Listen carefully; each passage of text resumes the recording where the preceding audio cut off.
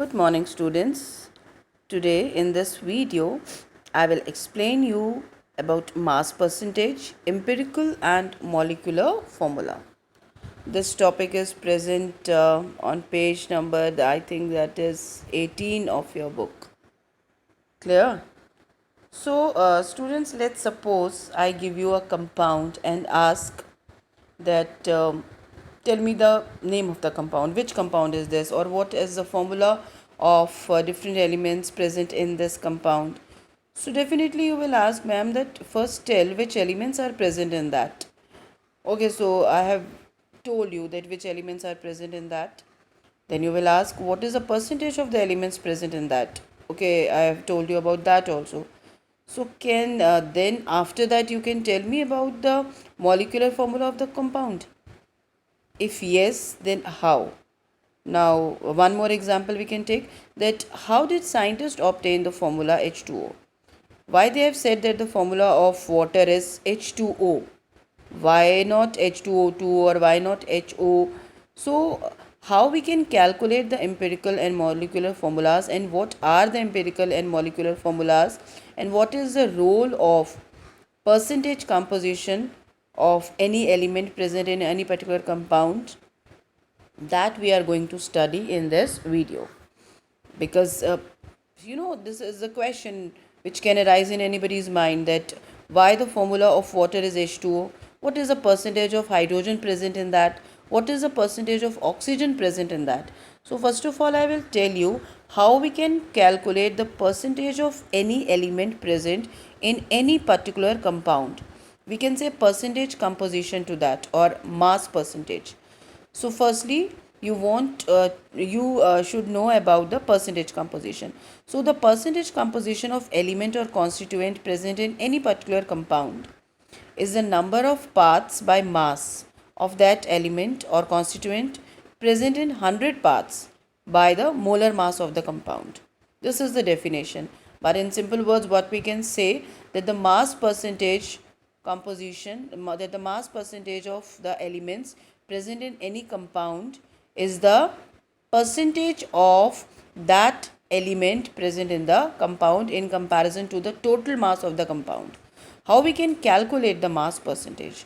To calculate the percentage of any element or constituent present in any compound, what we will do, we will divide the number of parts by mass of the element or constituent. Simply you can say the mass of the element in the compound by molar mass of the compound. Whatever is the molar mass of the compound, by this we will divide the mass of any particular element present in the compound, and then we will multiply by 100. This is the formula. Let's see, we will apply this formula in water.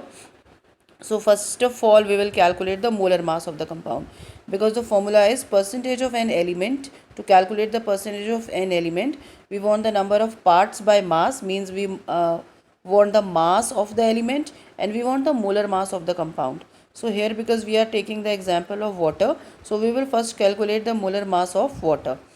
Molar mass of water, 2 atoms of hydrogen, and the mass of hydrogen is this 1.007. We can take 1 also, this is the exact mass, but approximately we can take 1. And the mass of oxygen we take 16, but here it is the exact, that is 15.99. there it doesn't make any difference, we can take 16 also.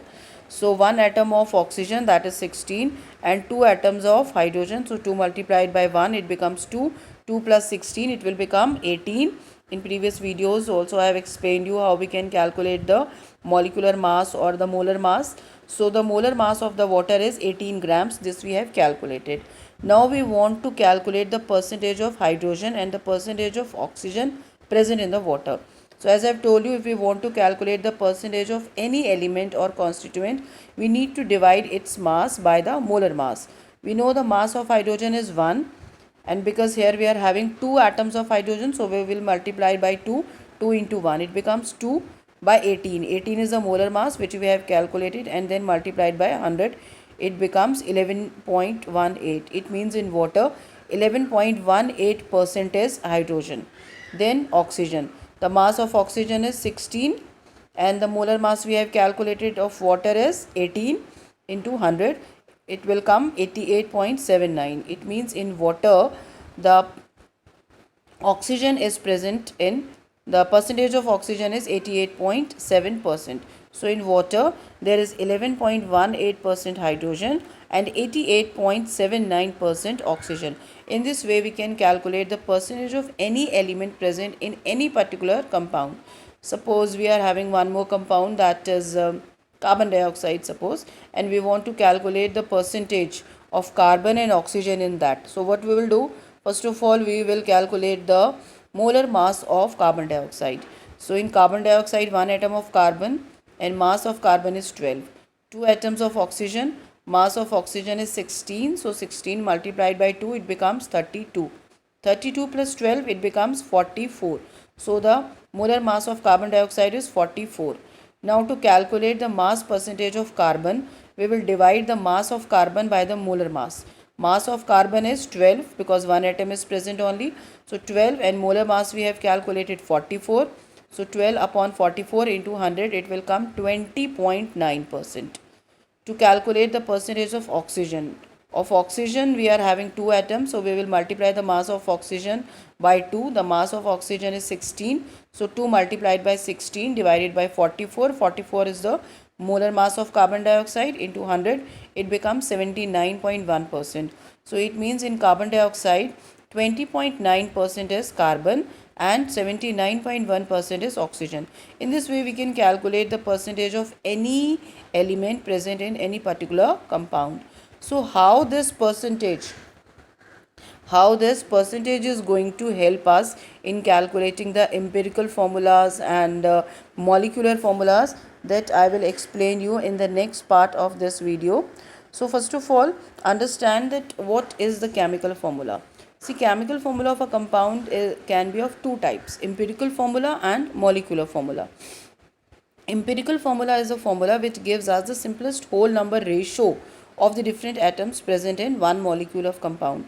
It does not tell us the exact number of the atoms present in any compound. It tells us only the simplest whole number ratio. Like here, because we are taking the example of water, so again water, like the empirical formula of water is H2O. It means the ratio of hydrogen and oxygen in water is 2:1. One more example, that is glucose. The empirical formula of glucose is CH2O. It is not the formula, you know this. You know the formula of glucose. This is empirical formula which gives us the simple whole number ratio only. It means the ratio of carbon, hydrogen and oxygen is 1:2:1 in glucose. So this is the empirical formula which gives us only the simplest whole number ratios. Second type of formula is molecular formula. Molecular formula is the formula which gives us the actual number of atoms present. The actual number, that what the exact number of atoms are present in any compound. Sometimes this can be similar also of molecular formula in some compounds, like in case of water if we talk. So in case of water the empirical formula is H2O and molecular formula is also H2O. But in case of glucose, as I have told you that the empirical formula of glucose is CH2O, but the molecular formula of glucose is C6H12O6. So if we see the difference between the molecular formula and empirical formula, so we can clearly see that if we multiply empirical formula by 6, it will become C6H12O6. Or if we divide the molecular formula by 6, it will become CH2O, which is the simplest whole number ratio. It means there is a number by which we are multiplying and dividing to get the molecular formula and empirical formula. That number we can express by n. So the relation between the molecular formula and empirical formula is that molecular formula is equivalent to n into empirical formula, where n is any integer that we can calculate. How we can calculate the n? If we want to calculate the value of n is equivalent to molecular mass upon empirical formula mass. About molecular mass, you know, molecular mass is the mass of all the atoms present in any particular compound, and empirical formula mass is sum of the atomic masses of all the atoms present in the element. And as I've told you that empirical formula is different and molecular formula is different. So the mass which we will get from molecular formula, that is called as molecular mass, and the mass which we calculate from the empirical formula, that is called as empirical formula mass. When you will do the questions, you will automatically come to know, in most of the cases, in most of the questions, molecular masses are given to us in the question, and we have to calculate the empirical formula mass only. Once we will get the value of n, we can multiply the empirical formula by n, and we can get the molecular formulae. Like empirical formula of any compound is CH2. We will calculate its empirical formula mass. How? 1 atom of carbon, and the mass of carbon is 12, so we will write here, plus 2 atoms of hydrogen, and the mass of hydrogen is 1, so 2 multiplied by 1 equal 14. So this 14 gram per mole is the empirical formula mass. Now suppose in the question it is given that the molecular mass of the compound is 28 gram per mole. So with the help of these two data, we can calculate the value of n. The value of n will be 2. Okay, and the molecular formula of the compound is CH2. If we want to calculate the empirical formula of the compound is CH2, and if we want to calculate the molecular formula also, then what we will do? We will multiply this CH2 by n, that is 2. So it will become C2H4. So C2H4 is the molecular formula of this compound. Clear? So how and when we can use the percentage composition and molar masses to calculate the molecular formula and empirical formula, that I will explain you in the next part of this video.